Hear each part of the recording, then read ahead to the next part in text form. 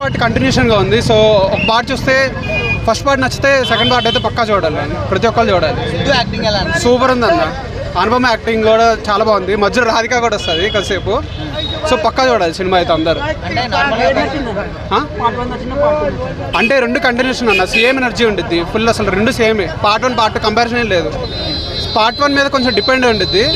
So part 1 చూడకుండా అయితే part 2 చూడలేము. కానీ సినిమా అయితే సూపర్ ఉందన్న. అదేం లేదన్న, సస్పెన్స్ అయితే ఫుల్ ఉంటుంది. లాస్ట్ వరకు ఉంటుంది సినిమా మొత్తం అంతా హైలైట్స్ అంటే ఫుల్ కామెడీ అన్న. మొత్తం అంతా సేమ్ ఎనర్జీ ఎలా ఉంటుందో అదే ఎనర్జీ ఉంటుంది. ఫుల్ తెలంగాణ జోష్ మొత్తం ఉండేది.